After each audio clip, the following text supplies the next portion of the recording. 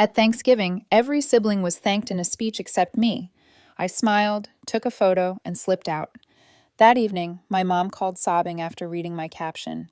My name is Virginia, and this is the story of how one Thanksgiving dinner changed everything between me and my family forever.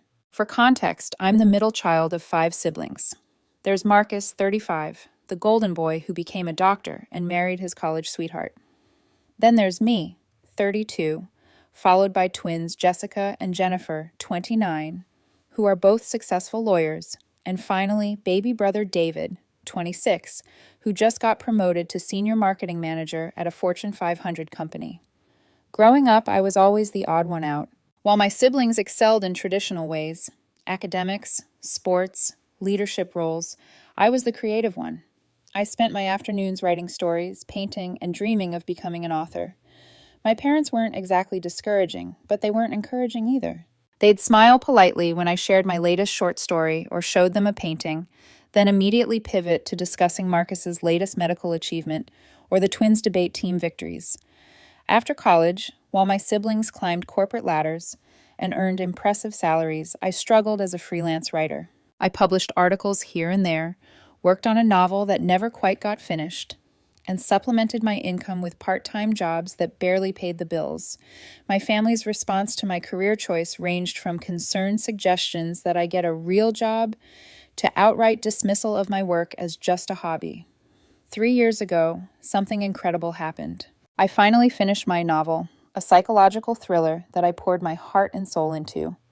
After months of rejections, a small but respected publishing house picked it up. The advance wasn't life-changing money, but it was validation that someone believed in my work. The book was published quietly without much fanfare, but I was proud of it. When I told my family about the book deal, their reactions were lukewarm at best. Mom said, "That's nice, honey," in the same tone she'd use if I told her I'd organize my closet.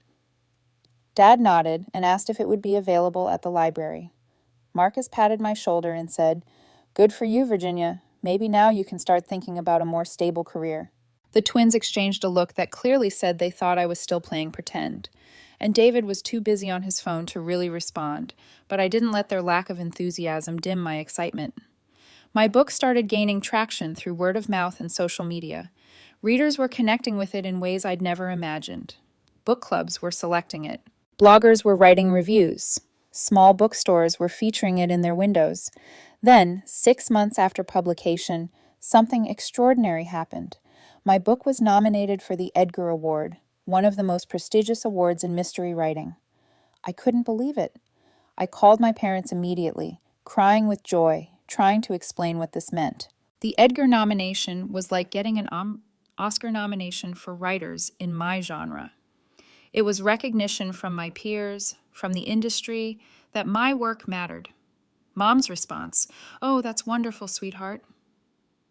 "Hey, did I tell you that Jessica just made partner at her firm?" That should have been my first real warning sign, but I brushed it off. They didn't understand my world, I told myself. They couldn't grasp what this nomination meant because writing wasn't their field. 2 months later, I didn't win the Edgar, but something even better happened. My book hit the New York Times bestseller list. Not just any list, it debuted at number 7 on the hardcover fiction list. I was officially a best-selling author. I drove to my parents' house that same day, clutching the newspaper with my book listed among titles by authors I've been reading and admiring for years. I was shaking with excitement as I knocked on their door. Dad opened it and immediately launched into a story about David's promotion before I could even show him the newspaper.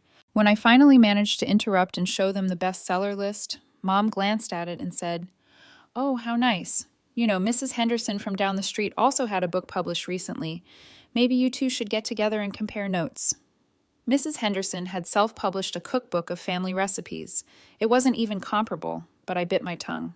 The real kicker came a month later when my book was optioned for a Netflix series. A major streaming service wanted to turn my novel into a limited series. The option payment alone was more money than I'd made in the previous 3 years combined. And if the series got made, I'd be set financially for life. I called a family dinner to share the news. I even offered to cook, which I never do, because I'm admittedly terrible in the kitchen. I wanted this to be special. I wanted them to understand that their daughter, the one they'd always seen as the dreamy underachiever, had actually made it. During dinner, I waited for the right moment and then announced my news. I have something incredible to share with all of you. Netflix has optioned my book for a series adaptation. The silence that followed was deafening. Finally, Marcus cleared his throat and said, "That's great, Virginia. What does option mean exactly? Like, is it definitely going to happen?"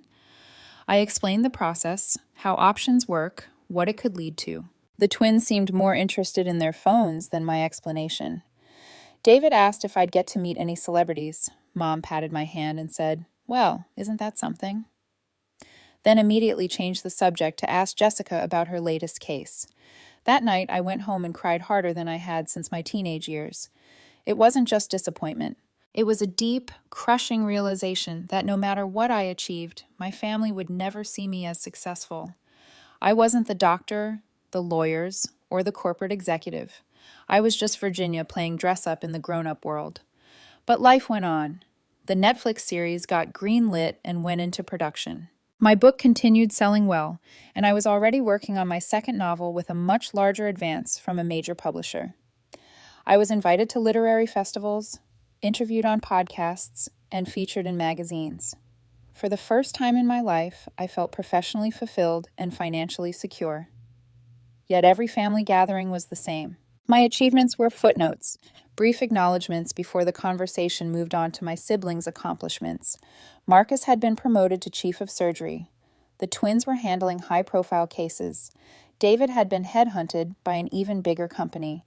These updates were shared with pride, discussed in detail, celebrated with genuine enthusiasm. Meanwhile, my Netflix series premiered to critical acclaim and strong viewership numbers.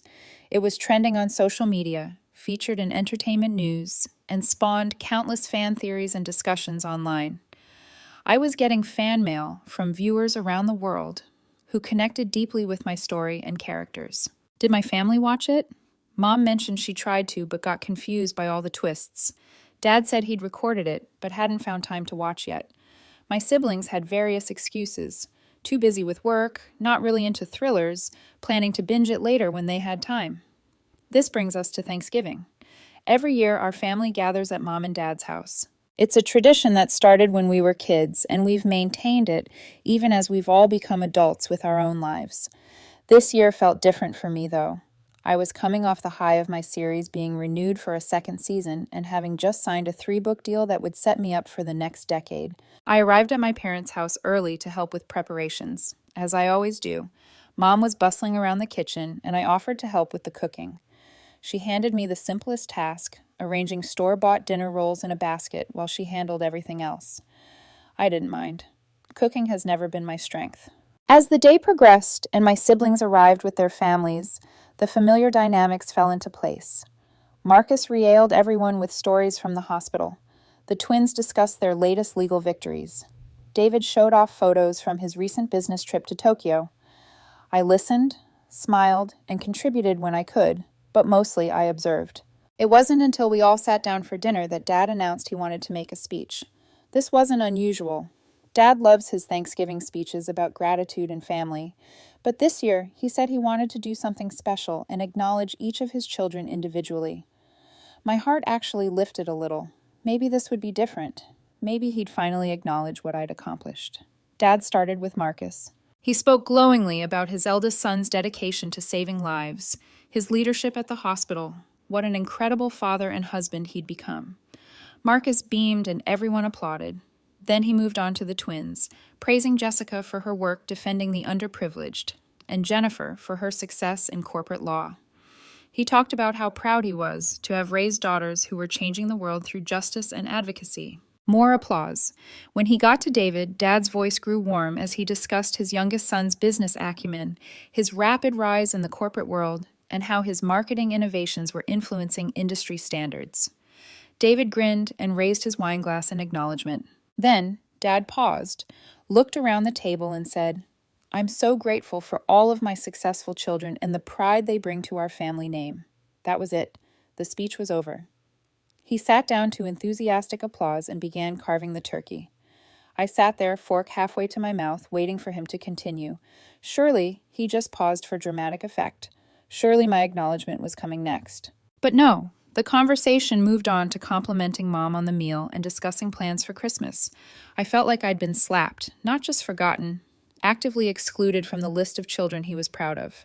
I wasn't successful. I didn't bring pride to the family name. I was invisible. For a moment, I considered speaking up. I thought about interrupting the pleasant dinner conversation to ask, "What about me, Dad? What about your daughter, who wrote a best-selling novel and got a Netflix deal?"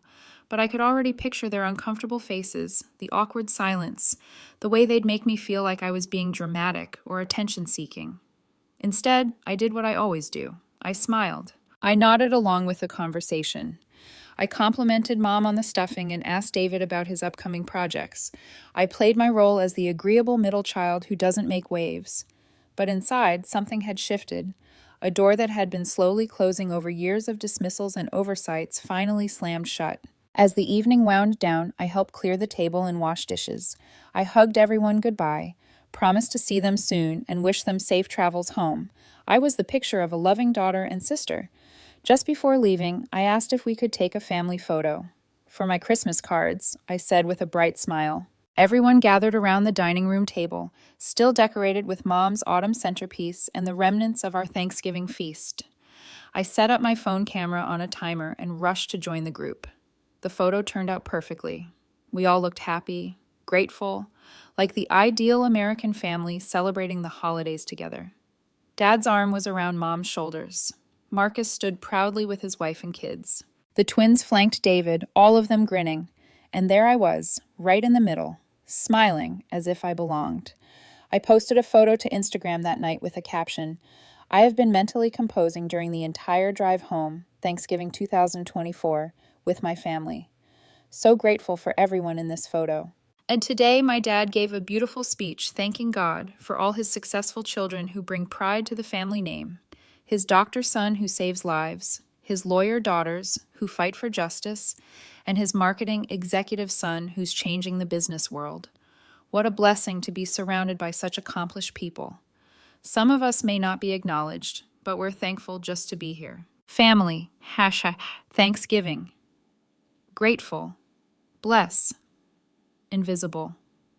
Child, best-selling author, Netflix, grateful. Anyway, I included hashtags that told the real story, invisible. Child, best-selling author, Netflix, grateful. Anyway, anyone who clicked on my profile would see my bio. Neat best-selling author, Netflix series, creator. Currently invisible at family dinners. Then I went to bed exhausted by the emotional whiplash of the day. I woke up the next morning to my phone buzzing constantly. The post had exploded overnight. It had thousands of likes, hundreds of comments, and dozens of shares.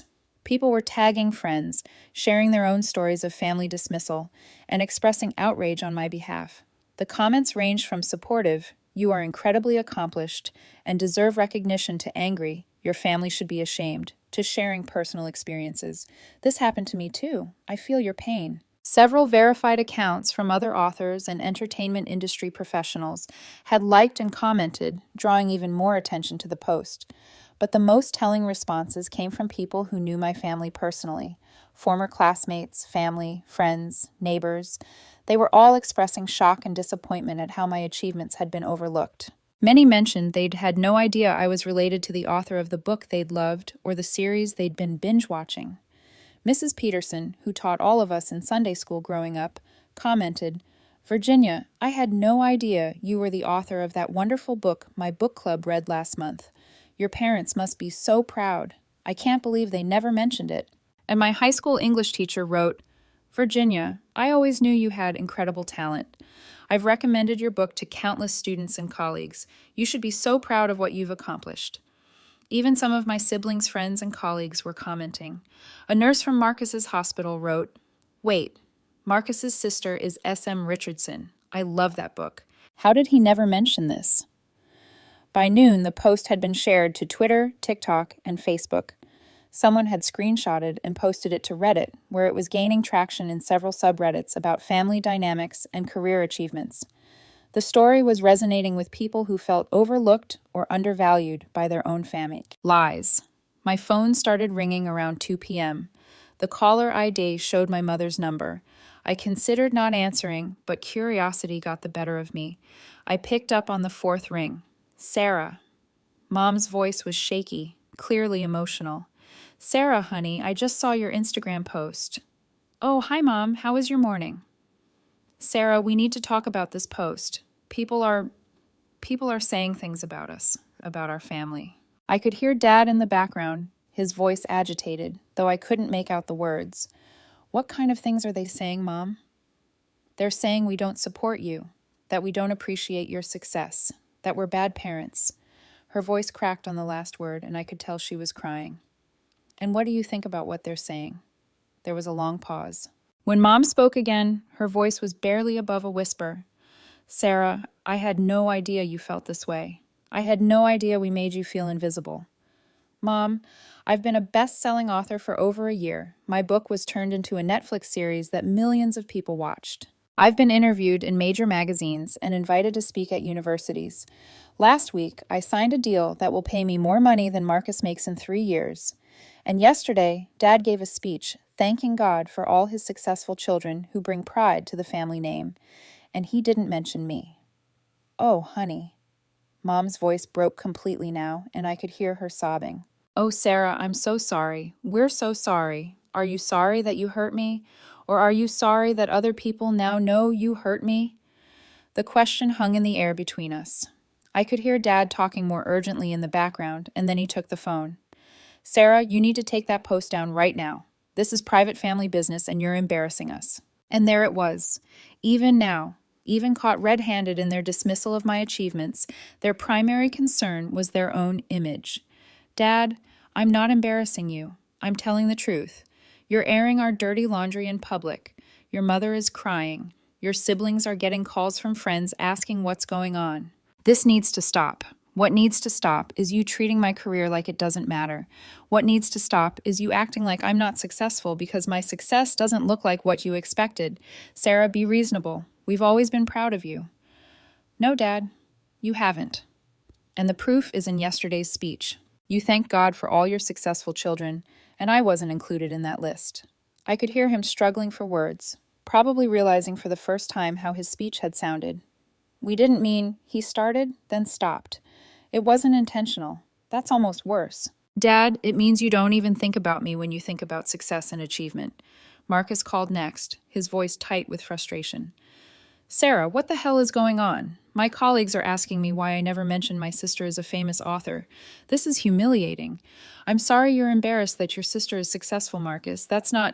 I'm not embarrassed that you're successful. I just don't understand why you had to blast us on social media. I didn't blast anyone. I posted a family photo and told the truth about what happened. You made us look like... I didn't make you look like anything. I just documented what actually happened. The twins called together, their lawyer training evident in their approach. They tried to negotiate, suggesting I modify the post to be less inflammatory while still expressing my feelings. When I refused, they shifted to veiled threats about defamation and family loyalty. David, surprisingly, was the most direct. Look, Sarah, I get that you're pissed, but this isn't the way to handle it. We're family. We should be able to work this out privately. We are family, David, which is why it hurts so much that you all treat my career like a cute hobby while celebrating each other's achievements. I don't think we do that. David, can you tell me the name of my book? Silence. Can you tell me what network my series is on? More silence. When did my book become a bestseller? Sarah, these are basic facts about my career, David.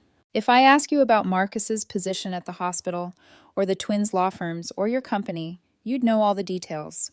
But you don't know anything about what I do because none of you pay attention. By evening, my post had been picked up by several online publications.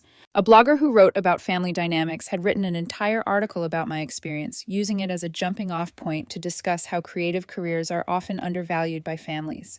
A podcast about sibling relationships had reached out asking if I'd be a guest.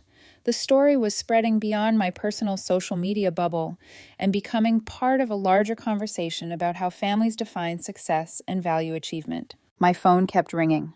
Reporters, bloggers, even a producer from a morning show, asking if I'd be interested in discussing the viral post on television.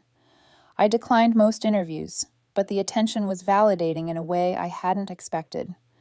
What I hadn't anticipated was how the viral post would affect my professional life. My literary agent called, breathless with excitement. "Sarah, do you realize what's happening? Your book sales have tripled this week. People are buying your novel specifically because of this Instagram post. They want to support you." My publisher was equally thrilled. The controversy had inadvertently become the best marketing campaign they could have asked for. Bookstores were featuring my novel in their windows with signs reading, "Support authors, from invisible to bestseller."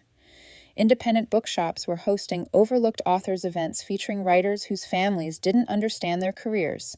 The Netflix executives were fascinated by the whole situation. My series producer called to tell me they'd seen a significant spike in viewership. "People are binge-watching your show to understand what your family was dismissing," she said. "It's incredible. We're already talking about fast-tracking season 3.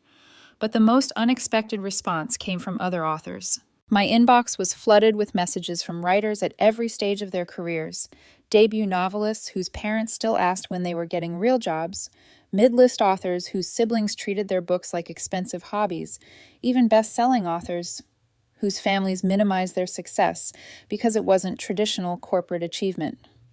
One message particularly stuck with me. It was from Rebecca Martinez, a Pulitzer Prize-winning journalist whose family had immigrated from Mexico when she was young.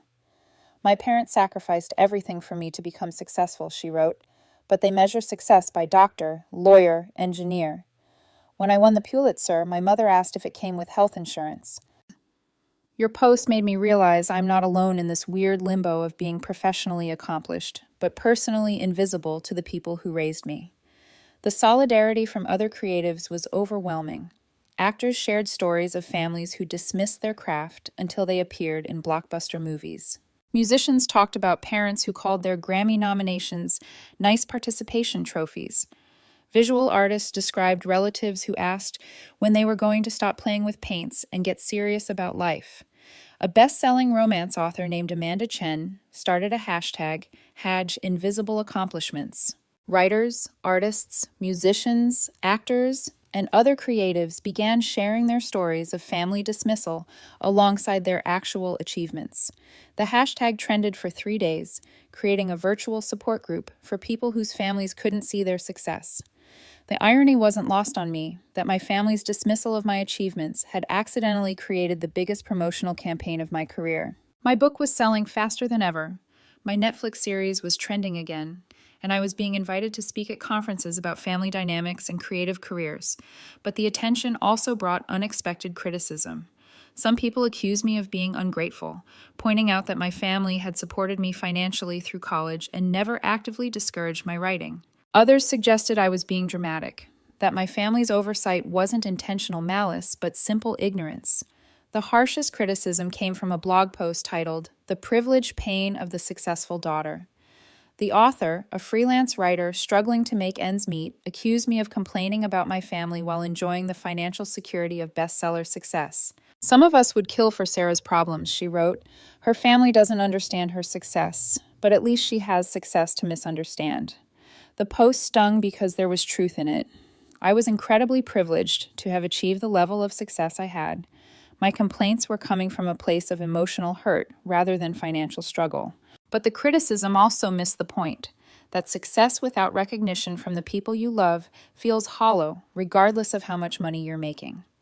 I found myself caught between two narratives: the supporters who saw me as a voice for undervalued creatives, and the critics who saw me as a privileged author complaining about first-world problems.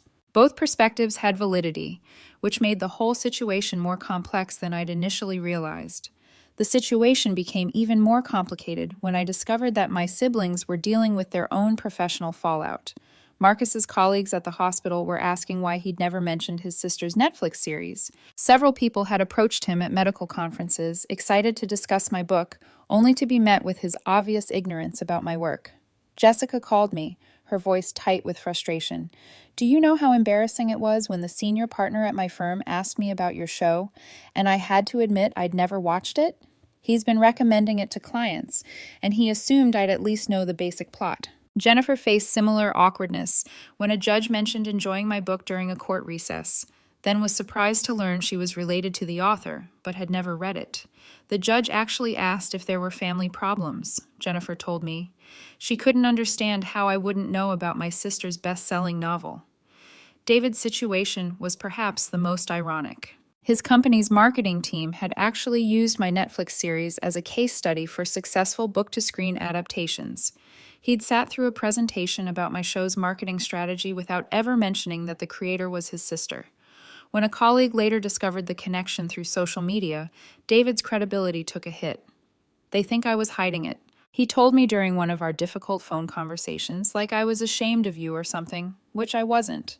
I don't know, I just never thought about it. That phrase, "I just never thought about it," became a recurring theme in my conversations with my siblings. They weren't maliciously dismissive of my career. They were passively indifferent to it. In some ways, that felt worse than active criticism would have. The professional awkwardness my siblings experienced was an unexpected consequence of my viral post, but it served an important purpose. For the first time, they were feeling the social implications of their ignorance about my work. They were experiencing secondhand the invisibility I'd felt for years. My parents faced their own reckoning. Longtime family friends began asking pointed questions about why they'd never mentioned my achievements.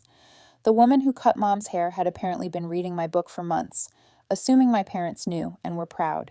When she discovered they'd never read it, she was genuinely confused. "People keep asking us about your book and your show," Dad said during one of our tense phone calls.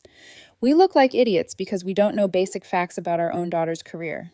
"How do you think I felt," I replied, "when my own family didn't know basic facts about my career?" The social pressure my family was experiencing forced them to confront their blind spots in a way that years of my gentle attempts at sharing my achievements hadn't accomplished. They were finally understanding, through their own embarrassment, how dismissive they'd been. But the situation also revealed how little they actually knew about my daily life. During one conversation, Mom asked what time I usually wrote, and I realized she'd never asked about my routine before. Dad wanted to know how long it took to write a book, a question that showed he'd never been curious about my process despite years of me working on novels. The twins started asking about the business side of publishing: advance payments, royalty structures, film rights, approaching my career with the analytical mindset they applied to their legal work. For the first time, they were treating my profession with the same seriousness they brought to understanding any other business.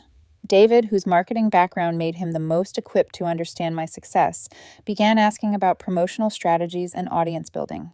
He seemed genuinely surprised by the complexity and professionalism involved in modern publishing and entertainment marketing. These conversations were positive in one sense. My family was finally showing interest in my work, but they also highlighted how fundamentally they'd misunderstood my career for years. They'd seen me as someone who wrote books as a hobby, rather than someone who was building a multimedia entertainment brand. The viral post had forced a reckoning that was long overdue. But the process of rebuilding our relationships on a foundation of actual understanding was going to take time and effort from all of us. 3 days after my post, Mom called again. This time her voice was calmer, more thoughtful. "Sarah, I've been reading the comments on your post and the articles that people have written about it. I've been doing a lot of thinking." "Okay. I owe you an apology, a real apology, not just an 'I'm sorry you're upset' apology. We have been dismissive of your achievements. We have been treating your career like it's not as important or valid as your siblings' careers." I felt a small crack in the wall I'd built around my heart. "I think," Mom continued, "we didn't understand what you'd accomplished because it was so far outside our experience. When Marcus became a doctor or the twins became lawyers, we understood what that meant. We knew how to measure their success. But your world, publishing, entertainment, creative industries, it's foreign to us." "But Mom, you could have asked. You could have tried to understand." "You're absolutely right, and I'm ashamed that we didn't. I'm ashamed that I didn't know what a bestseller list meant until I looked it up this week. I'm ashamed that I had to Google the Edgar Award to understand what an honor your nomination was." This was more acknowledgement than I'd ever received from her. "I'm ashamed," she went on, "that I learned about your Netflix series from Mrs. Henderson instead of celebrating it with you when it happened." "Mrs. Henderson watched my show?" "Sarah, half the neighborhood has watched your show. I've spent 3 days having people ask me why we never mentioned that our daughter is S.M. Richardson. Do you know how that feels? To realize that everyone else in town knows more about my daughter's accomplishments than I do?" I could hear the genuine remorse in her voice, but I wasn't ready to forgive yet. How do you think it felt for me to realize that my own family knows less about my accomplishments than strangers on the internet? Oh, honey, I can't imagine. I just can't imagine how much we hurt you. We talked for over an hour. For the first time in my adult life, Mom asked detailed questions about my career. She wanted to understand the publishing process, how television adaptations worked, what my daily life as an author looked like. She admitted that she had always thought of writing as something I did for fun, not as a legitimate profession. When you were younger, she said, you were always in your room writing stories or painting pictures. It seemed like playing to us.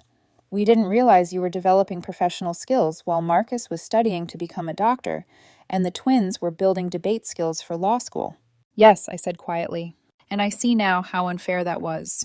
We saw their activities as career preparation and yours as hobbies. We were wrong. Dad was slower to come around. When he finally called, his apology was stiffer, more formal.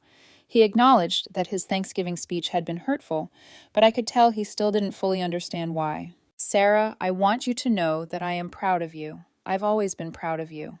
But you don't think I'm successful. I guess I had a narrow definition of success. Doctor, lawyer, business executive, those were the careers I understood and respected. And now I'm learning that success comes in many forms. Your mother has been educating me about your achievements. I had no idea that being on the bestseller list was such a big deal. I had no idea how much money you were making or how many people were reading your work. It wasn't perfect, but it was progress. My siblings were slower to apologize, and their apologies were more grudging. Marcus called it a misunderstanding and said he'd always supported my writing. The twins maintained that they'd always been proud of me, but admitted they could have been more vocal about it. David was the most honest, acknowledging that he'd never really paid attention to my career because it wasn't something he understood or related to. But the real change came at Christmas. I almost didn't go to the family gathering. The Thanksgiving incident was still fresh, and I wasn't sure I was ready to sit through another holiday dinner where my achievements were minimized or ignored. But Mom called personally to invite me, and something in her voice convinced me to give them another chance. When I arrived at my parents' house, I immediately noticed changes. There was a copy of my book prominently displayed on the coffee table in the living room. Mom had printed and framed several of the positive reviews from major publications and hung them in the hallway alongside Marcus's medical school diploma and the twins' law degrees. During dinner, Dad asked detailed questions about my second book. He wanted to know about my writing process, my research methods, and my plans for the Netflix series' second season. The questions were thoughtful and genuine, not just polite conversation starters. When it came time for Dad's Christmas speech, my heart started racing. I braced myself for another slight, another oversight, but this time was different. This year has been a year of learning for me, Dad began. I've learned that success comes in many forms, and I've learned that I haven't always been the father I should have been to all of my children. He looked directly at me as he said this. I want to specifically acknowledge my daughter, Sarah, who has achieved something remarkable that I failed to recognize or celebrate properly. Sarah is a New York Times best-selling author whose book has been read by hundreds of thousands of people around the world. She created a story that was compelling enough to become a Netflix series watched by millions. She has been nominated for prestigious awards and has built a career that impacts people's lives through storytelling. I felt tears welling up in my eyes. I am proud of all my children, he continued, for the different ways they contribute to the world. Marcus saves lives through medicine. Jessica and Jennifer fight for justice through law. David creates innovative marketing strategies that help businesses thrive. And Sarah creates stories that entertain, inspire, and touch people's hearts. The applause that followed felt different from the polite clapping at Thanksgiving. It felt genuine, enthusiastic, and long overdue. After dinner, something unprecedented happened. My siblings started asking real questions about my work. Marcus wanted to know if I'd ever consider writing medical thrillers. The twins were curious about the legal aspects of publishing contracts and television deals. David asked for advice on storytelling techniques for his marketing presentations. For the first time in my adult life, I felt like my expertise was valued and respected by my family. The Instagram post that had caused such an uproar was still up, and it continued to generate comments and shares months later. It had become a touchstone for people who felt undervalued or invisible in their own families. I received messages from teachers whose families didn't understand their passion for education, artists whose parents wanted them to get real jobs, and entrepreneurs whose relatives dismissed their business ventures as risky pipe dreams. My story had resonated because it wasn't really about me. It was about the universal need for recognition and validation from the people we love most. It was about how families sometimes fail to see their members clearly because they're looking through the lens of their own expectations and experiences. The aftermath of my viral post taught me several important lessons. First, that speaking up for yourself isn't selfish or dramatic. It's necessary. I had spent years accepting my family's dismissal of my achievements, telling myself that their opinion didn't matter, that I didn't need their validation. But the truth was it did matter, and I did need it, not because my worth depended on their approval, but because family relationships work best when they're built on mutual respect and genuine support. Second, I learned that sometimes people need a wake-up call to recognize their blind spots. My parents weren't malicious in their dismissal of my career. They were genuinely ignorant about what I'd accomplished and what it meant. They needed the shock of public embarrassment to force them to examine their biases and assumptions. Third, I discovered that my experience was far from unique. The thousands of people who responded to my post, shared their own stories, and reached out privately showed me that family dynamics around success and achievement are complicated for many people. Parents and siblings often struggle to understand and value accomplishments that fall outside their own experience or expectations. Finally, I learned that authentic relationships require honesty, even when that honesty is uncomfortable. The months following my viral post were awkward and sometimes painful as my family and I worked to rebuild our dynamics on a foundation of genuine understanding and respect. But those difficult conversations led to stronger, more authentic relationships than we'd ever had before. My second book was published 8 months later to even greater success than my first. This time, my family's response was completely different. Dad pre-ordered copies for all his friends. Mom organized a launch party at their house. My siblings promoted it on their own social media accounts and bought copies for their colleagues and clients. When the book debuted at number 3 on the bestseller list, I got congratulatory calls from every family member within an hour of the announcement. Marcus sent flowers. The twins opened a bottle of champagne in my honor during their weekly sister dinner. David created a social media campaign to promote the book to his professional network. The contrast with their previous responses was striking, but it didn't feel hollow or performative. It felt like genuine pride and excitement from family members who had finally learned to see and value my achievements. Looking back, I don't regret posting that Instagram caption. It was messy, it was public, and it caused temporary pain for people I love, but it was also necessary. Sometimes you have to burn bridges to build better ones. Sometimes you have to make noise to be heard. Sometimes you have to risk comfortable family dynamics to create honest ones. The little girl who used to hide in her room writing stories never imagined that one of those stories would someday expose family secrets on the internet and spark a national conversation about success and family dynamics. But that's the thing about being a storyteller. Sometimes life gives you plot twists you never saw coming. And sometimes the most important story you tell is your own. My relationship with my family isn't perfect now, but it's real in a way it never was before. They see me clearly, they value my contributions, and they understand that success comes in many forms. And I've learned to advocate for myself, to expect the respect I deserve, and to never again smile and stay silent when I'm being overlooked or dismissed. That Thanksgiving photo is still on my Instagram, along with the caption that changed everything. I keep it there not as a reminder of the hurt, but as a testament to the power of speaking your truth, even when your voice shakes, even when it causes disruption, even when it forces everyone, including yourself, to confront uncomfortable realities. Sometimes the best revenge isn't elaborate plotting or calculated payback. Sometimes it's simply refusing to be invisible anymore, telling your story in your own words, and letting the truth speak for itself. Sometimes the most powerful thing you can do is smile, take a photo, and tell the world exactly what happened. And sometimes, if you're very lucky, the people who hurt you will listen, learn, and love you better than they ever have before. After the chaos settled, life found its rhythm again. But it wasn't the same rhythm as before. There was a new honesty in every interaction with my family, a mutual awareness of the years we'd spent misunderstanding each other. When Mom visited my apartment a few months later, she stood in front of my bookshelf, tracing her finger across the spines of the books I'd written. "It's funny," she said softly. "You've been building this world your whole life, and I only just started to see it."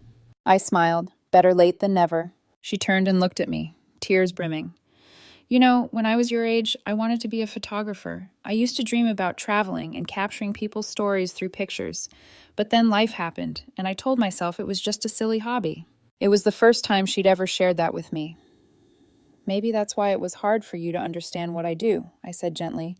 "You had to bury your own dream to make room for everyone else's." Mom nodded slowly. "Maybe so, but watching you chase yours, it's like I get to see a version of myself I never became." That moment, quiet, raw, and human, meant more than any public apology ever could.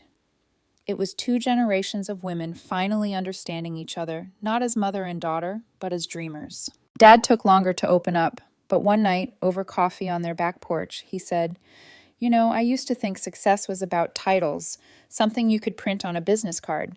But now I think maybe success is just doing something you love and being good enough at it that it helps other people." I smiled. "That's all I ever wanted you to see." He reached across the table and patted my hand. "Well, sweetheart, I see it now." And for the first time, I believed him. That Christmas, our family photo looked different. The smiles were the same, but the energy wasn't forced. The pride was mutual. And when Dad raised his glass for a toast, he didn't list our accomplishments. He just said, "To all of us, for learning how to see each other." The table erupted in laughter and clinking glasses. In that moment, I realized something beautiful. Forgiveness doesn't erase the past, but it gives the future a fighting chance. And for me, that was enough.